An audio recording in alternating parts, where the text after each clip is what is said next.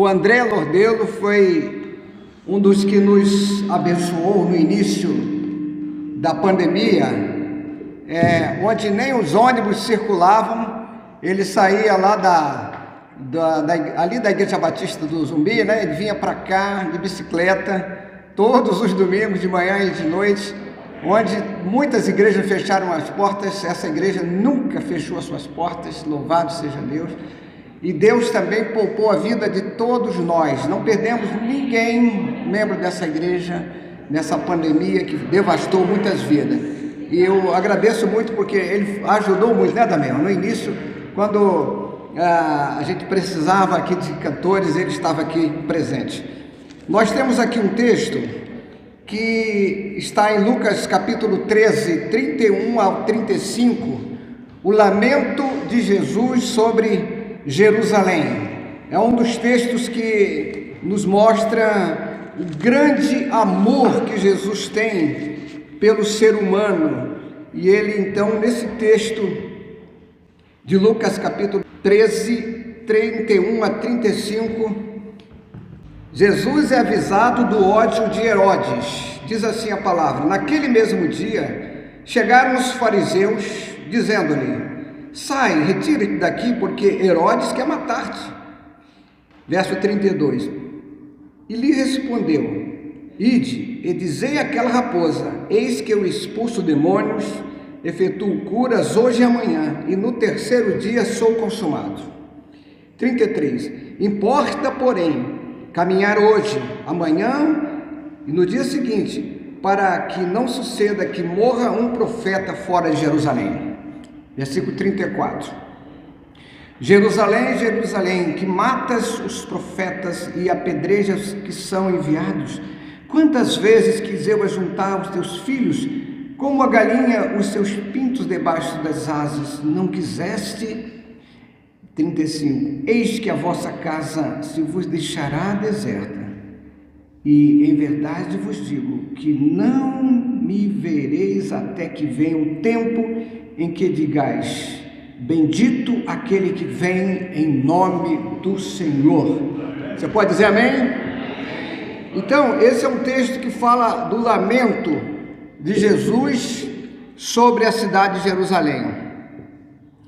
Eu me lembrei de uma história que estava registrada em um livro, a seguinte história, que aconteceu com uma pessoa que tinha uma casa com quintal grande, né? E uma ave muito conhecida de todos nós, a rolinha. Quem conhece as famosas rolinhas? Então, o nome científico é columbina. Não sabia que esse nome, né, da rolinha, é tão conhecida no Brasil inteiro, columbina. Então, esse autor que deixou registrado essa observação, uma experiência que ele fez, que uma rolinha foi no quintal da sua casa, numa árvore, fez um ninho, né? E após algum tempo nasceram dois filhotes. E um deles, tentando sair mais cedo, tem uns que são mais afoitos, caiu do ninho, não conseguia voar, e ali ficou bem vulnerável aos gatos, né, que gosta de um petisco fácil assim, né? Mas ele, com muito cuidado, ele colocou aquela ave tão pequenininha ainda no ninho, e ali a mãe rolinha voltou a tratar, e daí um tempo estava pronto para voar e seguir a vida. Ele deixou também registrado nesse relato sobre o cuidado que a sua esposa tinha com a sua filha, que começou ali, depois da adolescência, a sair de casa com alguns amigos, e chegava, a primeira vez chegou tarde em casa, e aquela mãe deu uma tremenda bronca na filha, porque queria vê-la protegida, né, da maldade desse mundo, e queria a filha debaixo das suas asas, o que não é muito comum hoje, né? Hoje as pessoas não respeitam mais pai e mãe, e saem pela vida e se perdem, depois dá um baita de um trabalho, muitos se perdem pelas dificuldades que tem aí fora e a facilidade com as drogas, e depois dá um trabalho não somente para elas, mas para toda a família. Mas é muito comum a maioria das mães não dormirem enquanto seus filhos estão ainda nas ruas, e muitas delas ficam às madrugadas esperando seus filhos voltar para casa. E as mães, elas têm essa preocupação, porque é comparado, né, o amor de mãe de uma forma assim, muito ainda incipiente, mas é semelhante ao amor de Deus, que não tem comparação, é inigualável, né? Então, o cuidado que Deus tem para os seus filhos é uma coisa inexplicável. Nossa mente humana não consegue entender como um Deus todo-poderoso, que não precisa absolutamente nada da gente, Ele se preocupa com a gente, né? E a gente tem aqui o Salmo 91, versículo 4, que diz assim: Ele te cobrirá com as suas penas, sob suas asas você encontrará refúgio, a fidelidade dele será o seu escudo protetor, mostrando assim o grande cuidado que Deus tem com todos nós. E aqui no texto de Lucas 13 que nós lemos, Jesus, da mesma forma, ele expressa o seu grande amor pelos seus compatriotas, né? E aqui ele faz uma declaração, quase como um lamento, porque ele sabia o que ia acontecer com aquele povo. E ele mostrava um carinho imenso, uma proteção inigualável, dizendo assim, que ele quer agasalhar sobre seus braços, né? Aqui no texto, suas asas, o seu povo. E no texto de Lucas 13 também, 31 a 35, esse lamento de Jesus, ele é riquíssimo em observações, em palavras proféticas que se estendem até os nossos dias, né? E a gente pode perceber esse mesmo cuidado de Deus com todos nós, né? E ainda continua e continuará, porque Deus não cessa de nos amar. Como falei antes, é um amor que não tem explicação. E o texto, eu quero ainda observar algumas coisas aqui, no versículo 31, Lucas 13, 31. Naquele mesmo dia, chegaram os fariseus, dizendo-lhe: sai, retira-te daqui, porque Herodes quer matar-te. A gente sabe que esse grupo de fariseus, eles não foram assim muito amigos de Jesus, não. Eles tinham uma espécie de inveja ou ciúme, não sei. Então, durante o ministério de Jesus, muitos encontros houveram, onde eles estavam assim interferindo e até mesmo querendo impedir que Jesus crescesse no seu ministério, né? E aqui não indica então nessa parte que esse grupo de fariseus eles fossem tão hostis nessa ocasião, por parte daqueles fariseus. Pelo menos nessa ocasião, eles não foram assim, eles estavam do lado de Jesus, porque eles perceberam que Herodes estava com ódio, querendo exterminar com a vida de Jesus, né? E eu creio que esse grupo de fariseus trouxeram um conselho até sincero: olha, Herodes está a fim de te pegar, então sai daqui enquanto é tempo. E Jesus, ele então, de uma forma até um pouco contundente, ele, assim como João Batista, ele tinha um grande conceito pelo povo comum em geral, né? Muitos queriam fazer de Jesus um rei. Jesus, ele foi praticamente, algumas vezes, tido como alguém que veio fundar ali um reino terrestre, onde teria a possibilidade de libertar o povo da escravidão, que na verdade eles diziam que não, mas eles eram dominados, eles tinham uma certa liberdade, mas muito resumida, do governo romano. Mas eles então queriam que Jesus se tornasse rei para que eles pudessem ficar livres totalmente. Mas aqui a gente sabia que Herodes tinha um medo que Jesus realmente viesse a se tornar esse rei. E ele então por isso queria liquidar com Jesus, né? E aqui a gente pode perceber no texto que eles foram então avisar Jesus, porque Herodes estava impulsionado por um temor muito grande, pelo ciúme e pela cobiça. Alguns intérpretes, que aí tem os teólogos que debruçam sobre o texto e vão ali procurando até nos originais, acredito que Herodes realmente ele enviara os fariseus ali na tentativa de dar um susto em Jesus, para que Jesus realmente pudesse ser retirado dali, né? Não fosse uma ameaça ao seu trono de Herodes. Lucas 13:32, Jesus então dá uma resposta contundente: ide e dizei àquela raposa.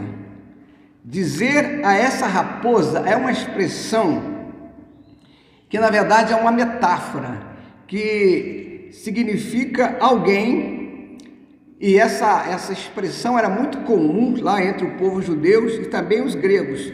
Indicava alguém astucioso, né? Alguém com uma espécie de uma aguçada astúcia, mas também com muita frequência na literatura rabínica significava um indivíduo destituído de importância. Foi exatamente o que Jesus fez. Não se importou nada com essas ameaças de Herodes. E ele até então, de uma forma assim, que para muitos foi um pouco forte demais chamar Herodes de raposa, mas exatamente isso Jesus queria dizer. É que, independente de qualquer esquema humano que viesse querer impedi-lo dele completar os seus planos, ele não estava nem aí, né? Nem os fariseus. Ele tinha uma missão a ser cumprida e exatamente ele nada impediria de fazê-lo. O plano de Herodes, por mais cruel que fosse, Jesus não se importou e prosseguiu. Quando ele disse aqui no terceiro dia, eis que expulso demônios, efetuo curas, hoje e amanhã, e no terceiro dia sou consumado.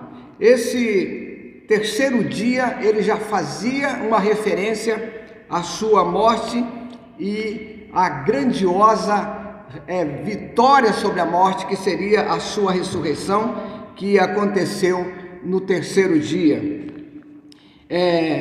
Então ele disse: olha, que não suceda que morra um profeta fora de Jerusalém. Era a certeza absoluta de que nada realmente tiraria da sua meta, do seu foco. Isso é muito importante. Lucas 13:33.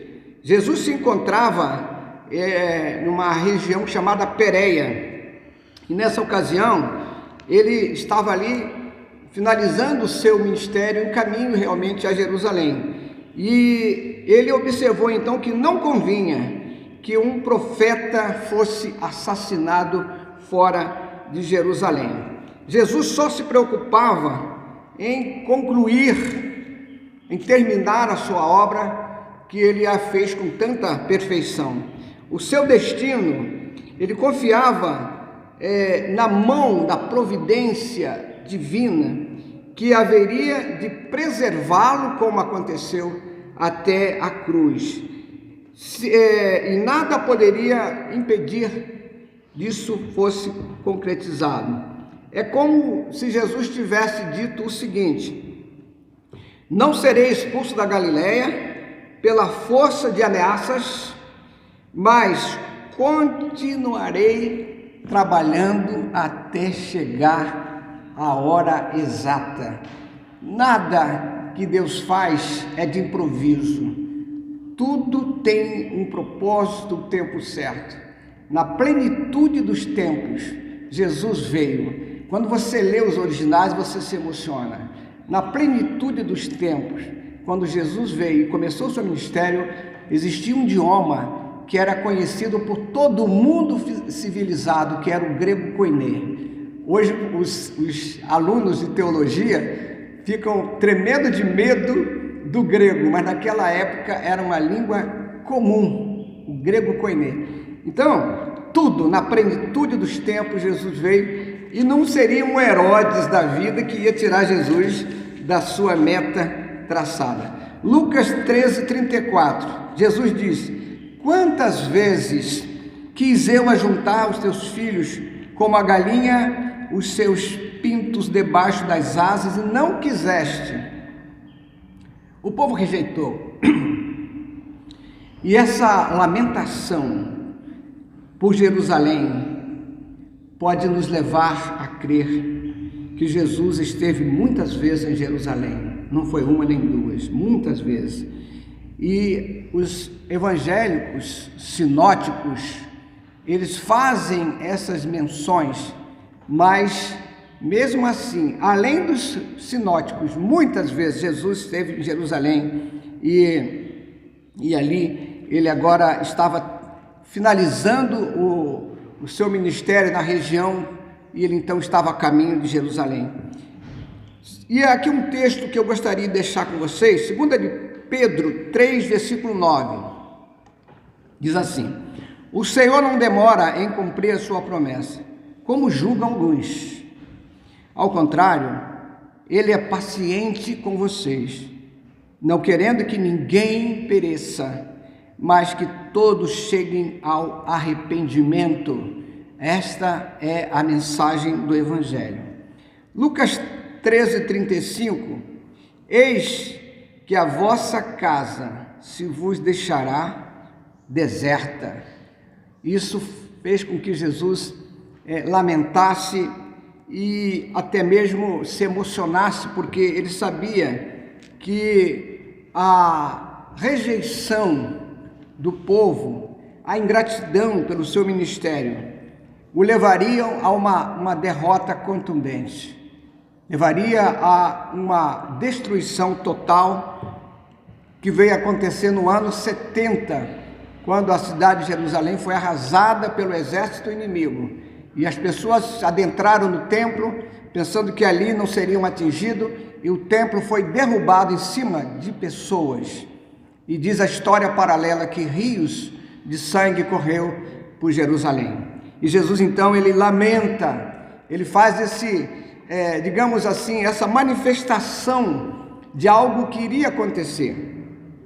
O templo, conforme a profecia de Jeremias 22:5, mas se não derdes ouvidos, olha que profecia está nesse texto de Jeremias 22:5. Se não deres ouvidos a estas palavras, juro por mim mesmo, diz o Senhor. Olha, jurar, quando o Senhor disse juro por mim mesmo, é porque não tem ninguém mais além dele, né? Porque não tem ninguém mais. Que esta casa se tornará em desolação. Que coisa! O que veio então acontecer, como falei, no ano 70, quando foi totalmente destruído. Tem muita gente que hoje paga um dinheirão para ir conhecer lá por onde Jesus andou, Jerusalém, mas saibam vocês, não tem mais nada original ali. Escavações feitas pelos arqueólogos encontraram coisa mais ou menos a 3 a 5 metros soterrado. Percebe como houve uma destruição gigantesca naquela época? Então, até a profecia de Jeremias, e agora Jesus no seu lamento, ele antevia isso. Após a ressurreição, irmãos, a presença de Deus será, e como foi removida do templo, tudo mudou com a vinda de Jesus. E eu fico assim observando, e às vezes até com como é que o pessoal não conhece as Escrituras? Quando alguém hoje existem igrejas aqui no Brasil que fizeram uma restauração da arca e fizeram muitas das vezes umas roupas semelhantes aos sacerdotes e começaram a adentrar nos templos carregando uma arca. Então, tudo isso foi deixado para trás, porque a coisa mudou após a vinda de Jesus, né? Aqui diz o seguinte, eu escrevi aqui, após a ressurreição, a presença de Deus será removida do templo de Jerusalém para aquele outro não feito por mãos, composto dos remidos. Hoje você, meu irmão, minha irmã, você é templo do Espírito Santo. Amém? Porque Deus mudou de endereço. Glória a Deus. 1 de Pedro 2,5 diz o seguinte: vocês também estão sendo utilizados como pedras vivas na edificação de uma casa espiritual, para serem sacerdócio santo. Toma posse disso, meu irmão, minha irmã, oferecendo sacrifícios espirituais e aceitáveis a Deus por meio de Jesus Cristo. Então, Salmo 118, 26, fez uma profecia que se cumpriu lá nos dias de Jesus. Bendito aquele que vem em nome do Senhor. Nós vos bendizemos desde a casa do Senhor. As multidões que saudaram Jesus na sua entrada triunfal, você lembra que o texto fala sobre isso em Jerusalém? Eles usaram então essas palavras aqui do Salmo 118, versículos 25 e 26, Salmo 118. Bendito aquele que vem em nome do Senhor, que era o Senhor Jesus Cristo. O texto de Filipenses 2, 9, 10 e 11 diz assim: por isso Deus o exaltou, isto é, a pessoa de Jesus, a mais alta posição, e lhe deu o nome que está sobre todo nome, para que ao nome de Jesus se dobre todo o joelho, nos céus, na terra e debaixo da terra, e toda língua confesse que Jesus Cristo é o Senhor, para a honra e glória de Deus Pai. Então, é isso que eu gostaria que a gente pensasse nesta manhã. O que significa? Pare um pouco e pensa. Você, meu irmão, minha irmã, você tem uma proteção espiritual, que nada não lhe toca. O inimigo, ele olha para você e vê que não há brecha, porque há uma cobertura espiritual, porque você é templo do Espírito Santo de Deus. Amém. Glória a Deus por isso, né? E aí a gente precisa perguntar, fiz essa perguntinha aqui a mim mesmo: você realmente sabe avaliar o grande perigo que corre alguém estar sem essa cobertura espiritual? Alguém que não tomou o passo definitivo, né? Eu vejo muitas pessoas que vêm para a igreja, pessoas que às vezes a gente pensa assim: é nosso irmão, a gente acostuma, mas não deu o passo decisivo. O que é o passo decisivo? A pessoa, olha, eu aceito Jesus como meu Senhor e Salvador pessoal. Quando você faz isso, você tem um passo seguinte. Qual é o passo seguinte? Batismo. Tem que pedir o batismo. Se você não pedir o batismo, não é que o batismo não salva. E eu posso até dizer e confirmar isso.